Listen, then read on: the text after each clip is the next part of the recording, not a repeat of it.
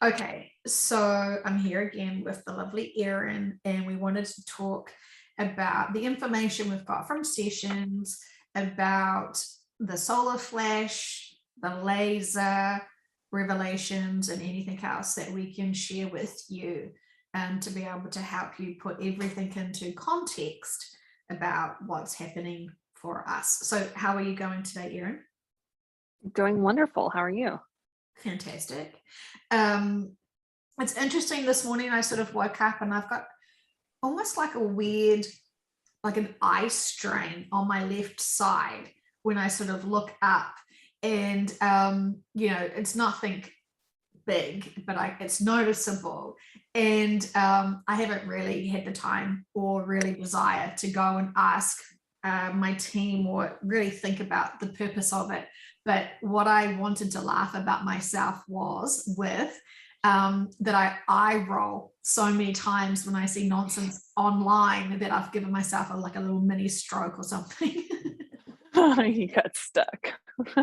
I've used my eye roll muscles so much that it's I'm starting to feel the strain. Oh yeah, lots of eye rolling, that's for sure. Ugh. um, but I'm fine. I think I just had a really deep sleep for a really long time. I think I went to bed about 9 p.m., which is my enjoyable hour to go to sleep, and then I woke up at 5:30, which is for me a marathon of sleeping because normally I've only been able to sort of sleep about 3 to 5 hours kind of on one sort of stint. So it was a Wow. luxury. Have you always been like that, or is that just recently? Well, last year or so. It feels like when they're pumping more energy into the planet, they're wanting me, and I'm assuming I can speak for many people, to be awake longer. Because when you're awake, you're in the body. And so you're holding that frequency of vibrations during your awakening time. So for those people who don't find that they're getting much sleep, it's because you're of service. And when we sleep, we energetically we leave the body, and our bodies are protected, and we do our other light working stuff, but we're not plugged into the energy fields, is what I understand. You can't just, because I think if they could say those backdrop people, right? If they could make those backdrop people high vibrational, wow, fantastic. This planet would have had easy evolution stages, last century. So the thing is, we have to be consciously aware of holding that energy or being aware. I'm not going to pretend I know all of the details of it, because I'm not really that curious of all of the tiny details of things. I just accept that when I can't sleep, they're wanting me to be consciously here to support the energy here. Yeah. That only happened to me recently. Did you get? You don't seem tired when I speak to you. Did you just get used to it? That your new normal now? Wow. I think, having twins kind of train you into functioning while being sleep deprived and not looking half crazy. But Oh, bless you. Yes. Whew. because of the high frequency that I work with when I'm channeling, that gives you lots of energy. And because, I work hard at keeping my vibrations high, that gives me, joy and upliftment and higher frequency vibrations that does boost me. So, that's another reason that people should be motivated to do their inner work and release stuff that no longer serves them. Because when you actually are in neutral and balance, it gives you an energy boost. Plus, I drink my water because I listen to these sessions and apply the information from these sessions. So, I'm trying to be as good as possible. Good tomato. Yeah, even though there is no good or bad. Um, yeah, I'm trying to be as responsible as possible. And I know that sometimes we can get easily distracted into the 3D. Sometimes it's really purposeful too. be reminded of what most people are freaking out about, or how they're feeling and processing and coping. And you can have it's a really great way to be super empathic to what people are going through, when you actually allow yourself to put yourself in their position, where fear and worry and all that crap, don't linger there, but just feel it and remind yourself. And I think this is the problem with a lot of, well, it's not really a problem, but a lot of light workers don't want to ever think about anything that's a little bit crappy and dense and horrible, like the Holocaust. We've all just learned big lessons about how most of those, that density on these places around the planet that have really suffered because of conflict and wars and a whole lot of horrible stuff, because we don't like to think about it, we don't actually support or heal or help it. And so we're neglecting some really dense areas that Gaia actually needs help and support with. So it's been every day, every week, every month feels like incredible, amazing lessons to learn about and to see. And each time I sort of think, gosh, I wish we'd learned this earlier. But we all have to get to that point to be of true service.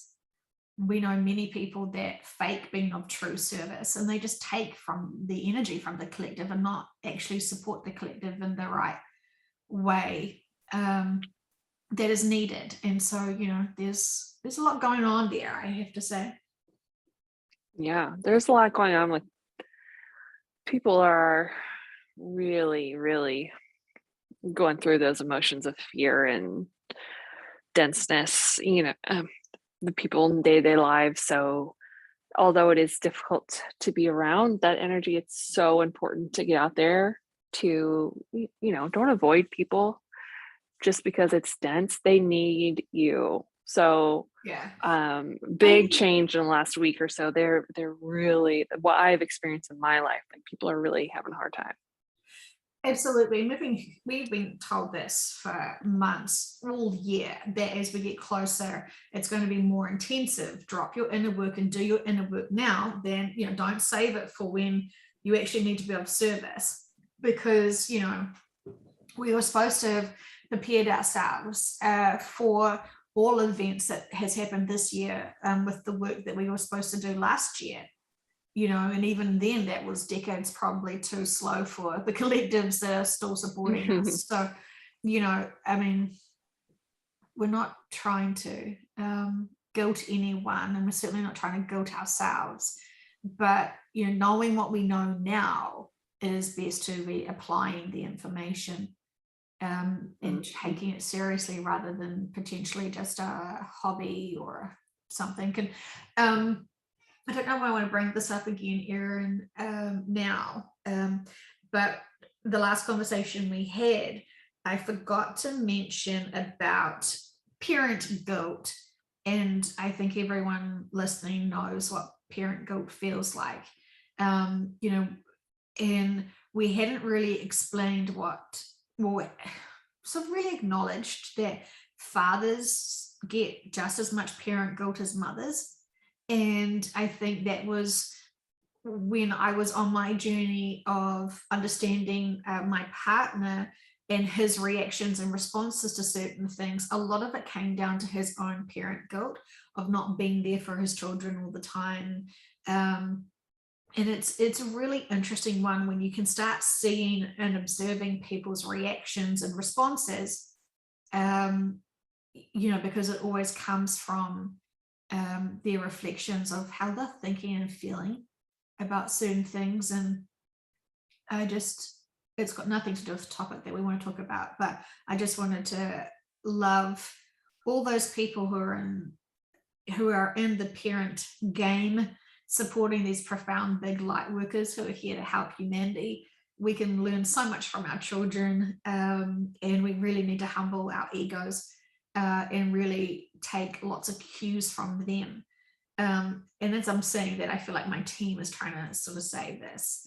But then I'm like wanting to remind my team of my children having an argument today where they refuse to speak to each other, and they're just yelling and screaming at each other with you can't talk to me, blah blah blah blah blah. And I'm like, well, I don't really want to learn from them, because that did not look good. They were pretty crappy with each other, and they're almost at that point where they're going to start disinviting each other to their birthdays. 2 birthday parties. Yeah. Yeah, anyway, sorry. But when the children are not reacting to their own stresses, and when they're in their joy, and when they're in balance, they come from such purity. And maybe if you don't have children, and I mean, and maybe even Erin and I, we should start recalling our own childhood to remember the times where we felt free, and able to do the things that we wanted to do, that gave us the joy, and trying to remember what magical wonderment the world gave us. Obviously, everyone's had, to some degree, challenging childhoods, and I think it's very purposeful to make us and create us to be the people we are today. Unfortunately, our own parents aren't perfect. They're still very human, having their own reactions to their lives because of their childhood, from their parents who are struggling and challenged by their childhood. And you can see the cycles that just continue on. So anyway, getting focused, I have to focus, sorry.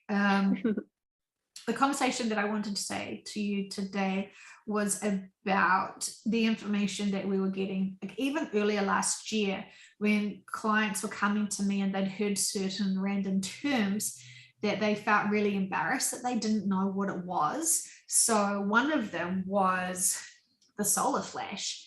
They kept hearing about the solar flash somehow, somewhere. And, you know, some influencer was talking about the solar flash. So they wanted to know about it in sessions. And I, you know, way back then, I didn't really listen to very many other people. I still was trying to process my own inner work and do stuff. So anyway, so we kept asking in sessions, and it was really interesting because, say, out of like 100 clients, there was only a few of them that would see the solar flash. And what they were trying to say through the subconscious was that it was something that came from the sky, and that it was, you know, a big bolt of light, and that was the moment that they shifted. And so and when I was trying to like understand, well, what's coming from the sky, I don't know whether I assumed or whether they were told in sessions it's like they could only understand it as being an asteroid. And so something came from the sky and impacted, and some of my clients were impacted by the event coming from the sky, and then other clients didn't see the event, the solar flash from the sky. They didn't see an asteroid or anything like that, but they shifted. The subconscious would always say they shifted the same time that the solar flash happened. And then I'm like, well, if they don't see the solar flash, if they don't see the asteroid, how are my clients like sort of shifting? What are they going to experience? And it was, you know, when you do shift, you often see bright lights.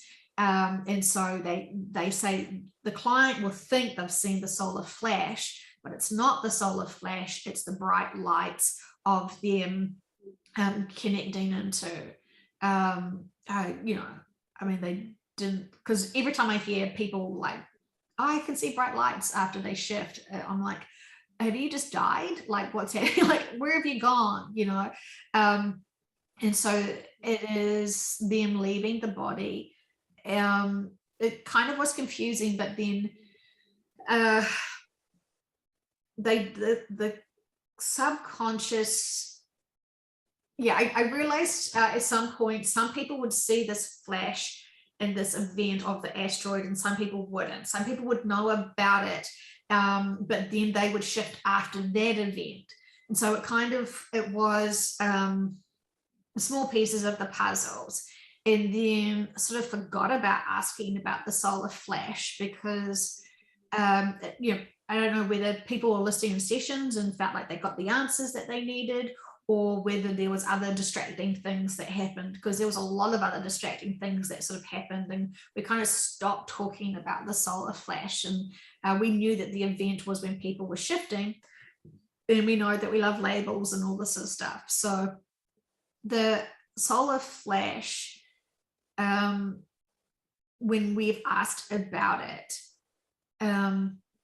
it did sound like it was not in certain locations for some of my clients, but they were aware of it. But at that point, when we asked, like, well, what is the state of the planet and humanity at that time, we always sort of got it's pretty chaotic. So anyway, moving forward, and we're getting closer to coming events, we're getting more and more and more details of what the solar flash is. And there may have been other timelines where indeed an asteroid came and impacted this planet. I don't think I ever got like actual confirmation it is an asteroid, but they did say it was something that was coming from the sky, and it was going to impact humanity, and people would shift on that day. I guess maybe I was just too scared to explore that too much more, and I kind of felt like, okay, subconscious, is there anything else you want to tell us about that? Thinking these are my clients' questions, I'm good, I don't need to know anything more. Move on to the next question about currency or some other thing.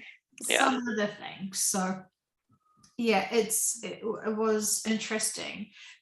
But when we've had people shift, because a lot of sessions last year and even earlier this year, they would give clients full details of the day of the shift. And so how they would experience it, how they would notice things that they were starting to happen. It was like time super slowed down, but it was a lot. There's a lot of details to people shifting. And, it's kind of all emotions wrapped into one. And then, when they have shifted, then they have that elation and that relief. And it is remarkable how much joy they feel after they've shifted, which is always a good reminder that it's just when we are scared, I think there is a conflict of the body and the mind. So it's I was listening to a session, sorry to interrupt. I'm going back and seeing which ones are popping out at me, and of course they're always sent from my team and timely and awesome. Today I listened to one you did with Karen B about 6 months ago, and it was about not resisting and really surrendering in and being at peaceful. She said in that session, or I'm sorry, her higher self said that if you do that, it'll be one of the best experiences that you'll ever have. But if you resist it and you fight it, it will be not that basically. So anyway, I thought it was beautiful and timely, apparently, because we're talking about this now. Yeah, I love all of Karen B's sessions. She is amazing.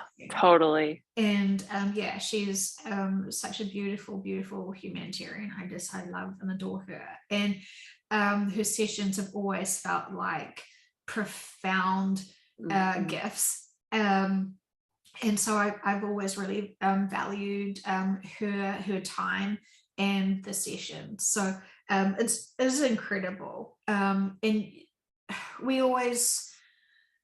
I do remember last year at some point having a session with Dolores, and she was sort of saying the same thing in terms of release and surrender. It is the most easiest way to shift. If you resist anything, it's hard, and that was kind of like, accept what's happening and make peace with it now. Because if you actually can go with the flow of the shift, the day of the shift, the event of the shift, and actually be open to it, and acceptance going to be so much easier. And I think you're actually going to be quite proud of yourself because you've really mastered it. And if it does get a bit scary, and you feel that, I also think that's going to be really natural and like common and normal. So not wanting to put pressure on anyone, you can't sort of fake it, and it is going to be an interesting experience, that's for sure. But remember one step ahead, which is a new destination, a new earth, a new something else that your team are going to provide for you. So it is the change that we are afraid of, because we don't quite know what's coming next, and we haven't had a session yet where someone's disappointed arriving on the new earth. Yeah, oh my goodness, I live for those moments in sessions and people get there, or any of it. So very exciting. Yeah, absolutely. um and so the information we've got from the laser now and the flash, oh, that's right, it was called the flash as well. I forgot The that. flash and the event and the lasers, just to be clear, that's all the same thing. Is that right? The flash, the solar, what was it called? The solar. Yeah, solar. Solar flash. Yeah, oh yes, yeah, that's right. Because it was called the solar flash, and then it got shortened down to the flash, because we're so lazy we can't even say our labels properly. And so the flash, that's right, the flash.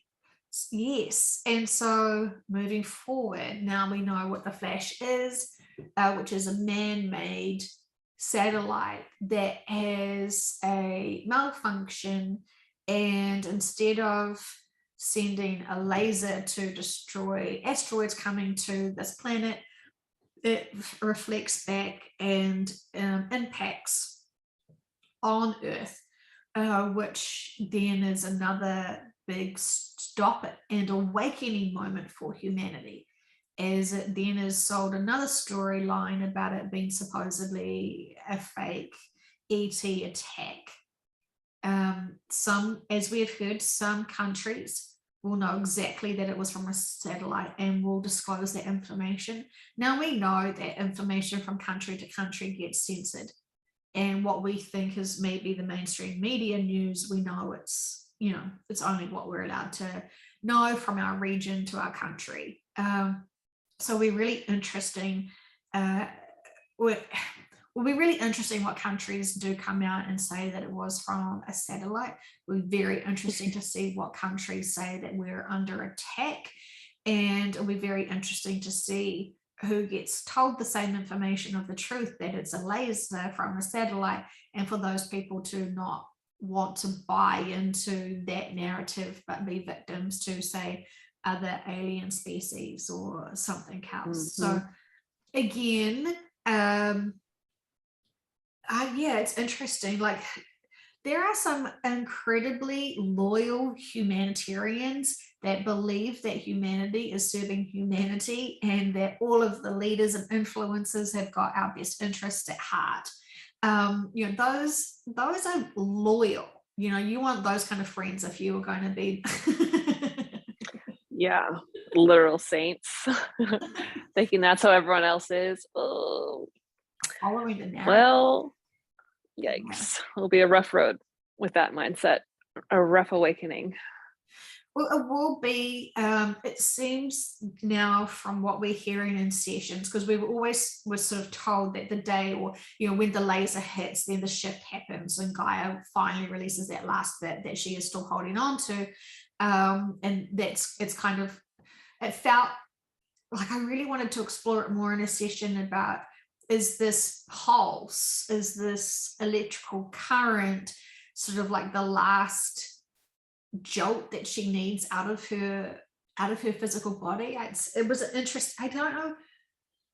Anyway, there's so many details. I know I say I'm not fussy on all the small details, but some of the things I do want some sort of more details, and especially the ones that kind of pop into my mind that I just think, is this just a crazy thought that's just suddenly popped in to try and understand this more, or is this my team trying to yell and scream at me and give me these clues of, the significance of things? But Yeah. as we know, those loyal humanitarians that still believe in the narrative of what they've been told, they need to experience this big awakening of the laser to see how their governments and media will lie to them about what is happening to them, to be able to incite fear. Whereas other countries that may not be, or may be very trustworthy, but people are still judgmental and don't know if they can trust other countries, blah, blah, blah, blah, blah. There's big lessons there. But anyway, what we were used to be told was the solar event, the flash, the laser the day it occurs or when it occurs, this is when Gaia leaves, and this is where the majority of people shift. And then, there's kind of like these waves of when people would shift. It seems like now humanity still needs lots more support, and it seems now that there's going to be more people left to support those after the laser, to be able to help them understand it's not just the laser event and being lied to about that, and it's not just about the health situations, it's everything that we've sort of been lied to about. And I don't know if that's the true purpose, that people need to experience like the full awakening of how much we've been kind of manipulated. I don't know. I guess we could just say generally, but I guess everyone's going to have their own unique experiences of what they need to feel and learn and have reactions to when this laser event occurs.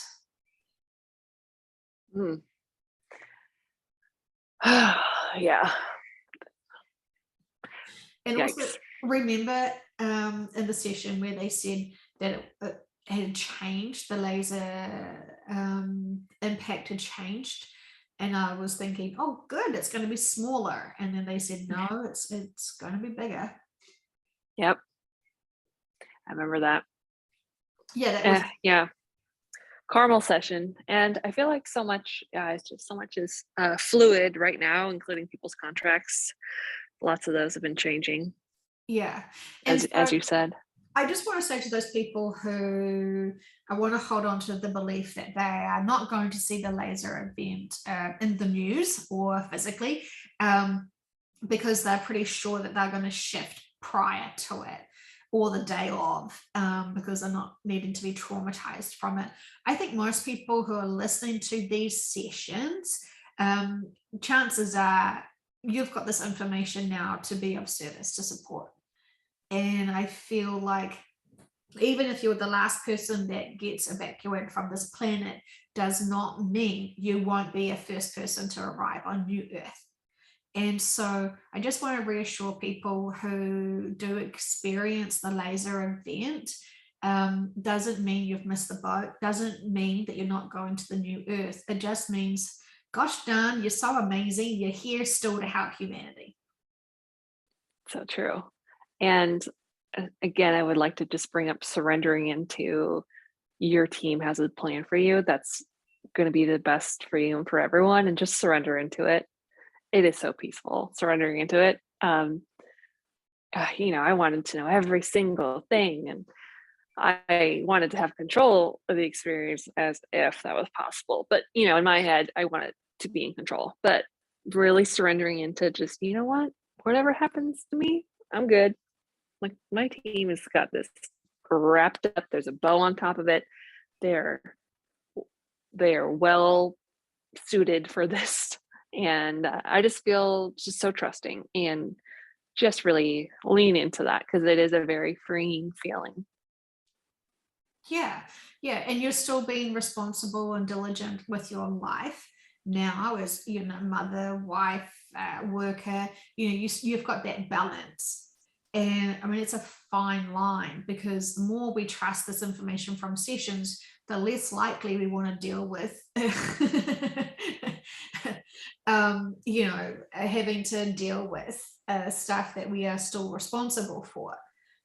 So sometimes our family and friends do feel too 3D for us to deal with. We've already got a sore eye. How many times can we do extra eye rolling when we have to listen to oh yeah. So we have heard events happening, and they were so sure in many sessions about certain dates and certain events, and we have had to brace ourselves and prepare ourselves and find neutral, and those times have come and gone, and of course they can always explain it, why these events had to be on pause, or they realized when they did certain things like the broadcast, it still freaked out too many people, and it wasn't actually the right approach for all. And I know many people feel that they are ready and that they can cope with it, but when we are already in that balance and neutral, they're not really supporting us. We've already supported ourselves to be of service, and so it's those people who are not really balanced enough with their 3D emotions, and they can easily get triggered into that density. That is where the collectives are truly holding space and supporting and helping with. And so I know lots of light workers who are already bored and bothered and pissed off that they're still waiting, but it's like, well, instead of just being pissed off while you're waiting, why don't you try and help those people who are still stuck in deep fear? Can't you take them out for a day and distract them with some joy or some positivity? Or can't we be of service and do good Samaritan sort of work? Oh, which reminds me, talk about the revelations, because I'm quite Yes. Okay, so not super great on it either, but I've specifically asked this question during session. Are we living in the book of Revelations, that timeline, either like right now or on old earth? People on old earth, will they experience the book of Revelations? And the answer is no. That was a potential timeline. It is not a timeline that we will be experiencing. And I really wanted to bring that up because with all the fear that's being sold, and it's all over the place, that's being brought up a lot. And it's really wanted to highlight the fact that we are not living in that timeline. So there does not need to be any talk about the mark of the beast, Antichrist. Like none of that. Actually, don't feed into that fear and that narrative, because it's not true. I asked them. They said no. The mark of the beast is not the thing in the arm. What else is a popular theory? There's not one person who is the Antichrist who's going to take over old earth. That's not how it's going to work. So just really wanted to highlight that. We have asked in sessions about Jesus Christ's return, because a lot of people are saying, he is going to return. And he has said to us that, he's never gone anywhere. So, he doesn't actually need to return. I think he would be quite happy if people return to his teachings. That would give him great joy, no pressure. But it is about those people who are really nervous about the shifting, and they will get really scared. And what will give them comfort is them to see the illusion, or the embodiment of Christ. And so they trust Christ. I think, Erin, you'd probably trust Britney Spears to greet you, to be like, hey girl, it's all good. Yeah, let's dance.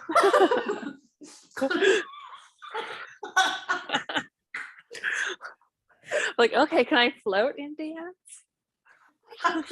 So Erin's going to get to the new earth by being Britney Spears' backup dancer, to be able to jazz hands her way to however, you need to feel comforted. I think a lot of family members, if you can be with your family and shift together, you're going to be comforted knowing that they're there. But if you're, if the kids are at school and you're working, you want to have that vision of something supporting you. And so, we've heard that Archangel Michael is happy to be there to support people if they are worried. Remember, he can be in so many places at once. That's just how weirdly magical they are.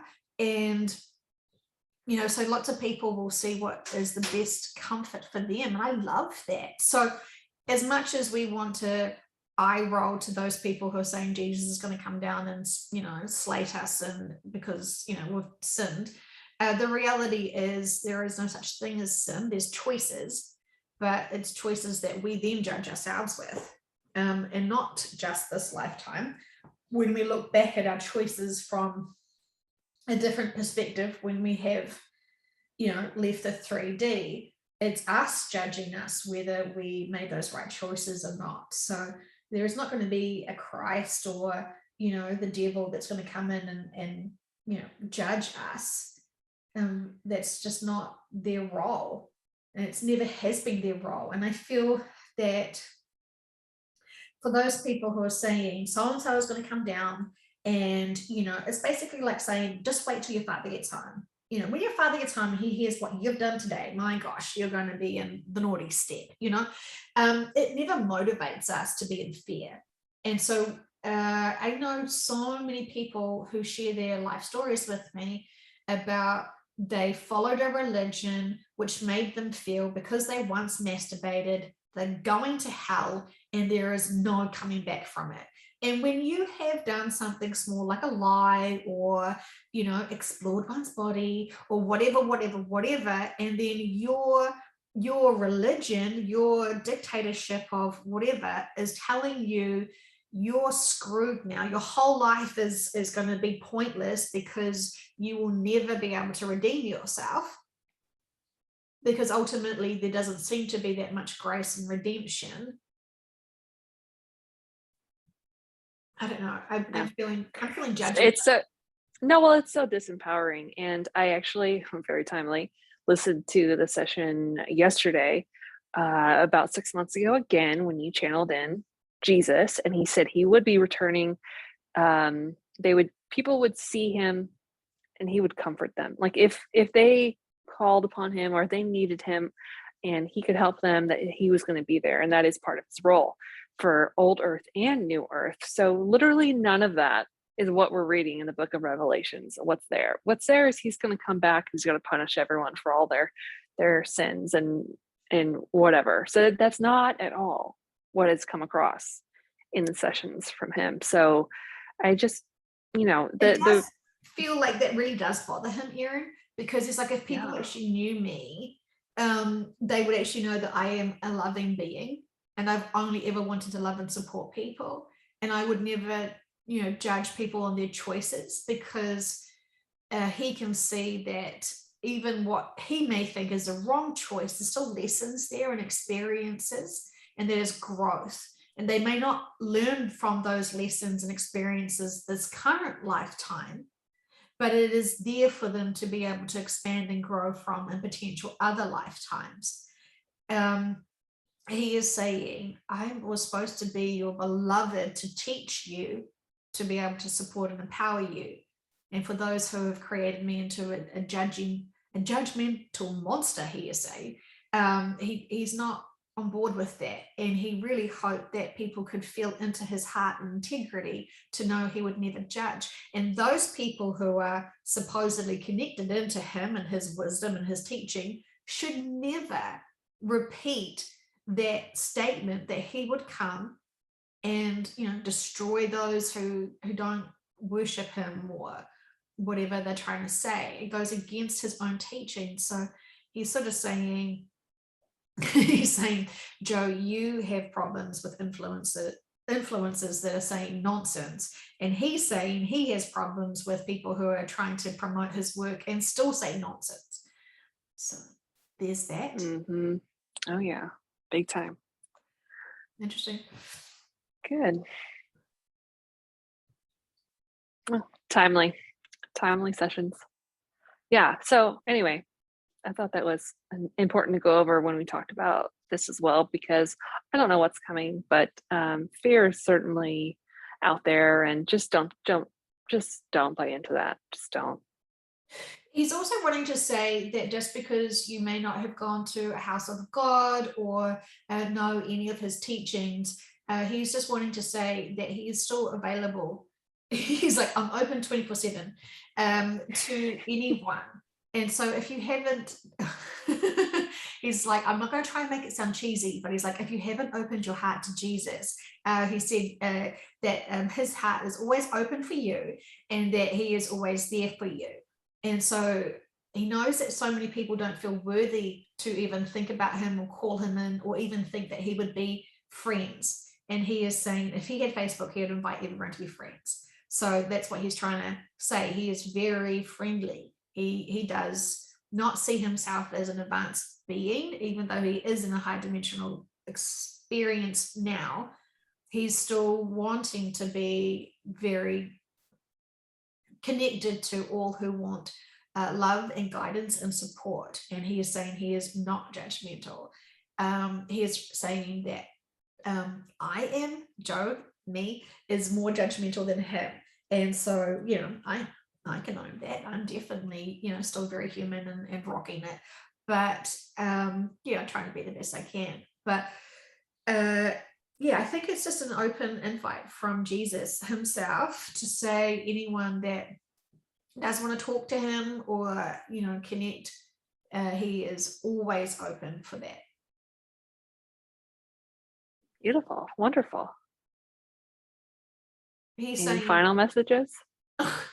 he's saying if you called him on, Erin, you could dance together and not be your backup dancer. Sounds fun.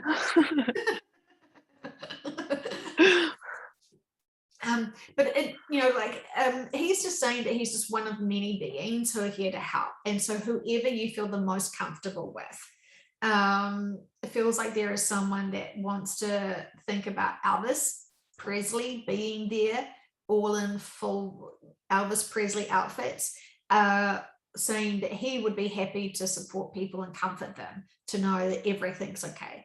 And so whomever you want to support you, if you are afraid or worried, of course we are trying to empower ourselves and not need others. But we also need on our journey others. So don't be shy.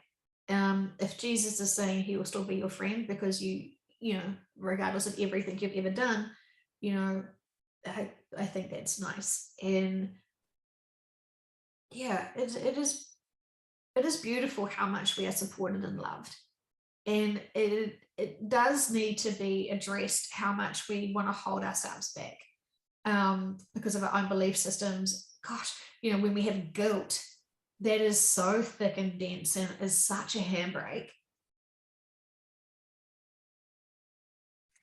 Preach. Okay, well, I hope that people now know that the information from sessions is still consistent. It's just different labels, and we've got now much more details as we are in what it seems to be the final, well, for Sally at least, she's in the final timeline. This is a good question to ask people's subconsciouses, what timelines they're in. Obviously right now there are many people being impacted by natural disasters and events, and also man-made ones. So they're still processing their experiences, and we can help them and support them and love them with so much just by genuinely caring about how they're doing. Of course, we don't know all the answers to the world and to help them, but when they know that we're here for them, whatever they need to share or whatever we can do for them, that's profound. I think lots of people block themselves from even trying because they just don't know the exact right words. Yeah. Listening is not something that we were taught, and it's how to listen. And it's just, and how important it is to listen. Joe, you helped me with that actually, learning how to listen, because I was not good at it. But anyway, just focus on listening. You don't need to have the answers, but if you show someone that you care and you're attentive to them, it really means the world to them. Mm. Listening and then acknowledging their feelings, like, yeah, I'm just hearing what you're saying, Erin, and I'm so proud of you because you did, it was challenging to listen. But now look, you've identified with it. So, I think that's incredible. It is incredible because when you're trying to listen to someone, you're trying to put yourself in their position and, listening to hear if people are just wanting a vent so you can love and support them, or whether they're sharing so you can listen and then give advice. That's a huge difference between the two of them. Yes, huge, huge, huge. Yeah. Okay. Well, thank you, Erin, for this chat. I hope this is what they were wanting from us because I got a real big, strong urge that we needed to clarify in sessions the labels between the solar flash, the event, the laser, all this stuff. I'm sure most people have already figured that out, but it's always a good opportunity to explain it and share our thoughts and feelings. Absolutely. Awesome. Well, great talking to you and talk to you later. Okay, bye. Bye.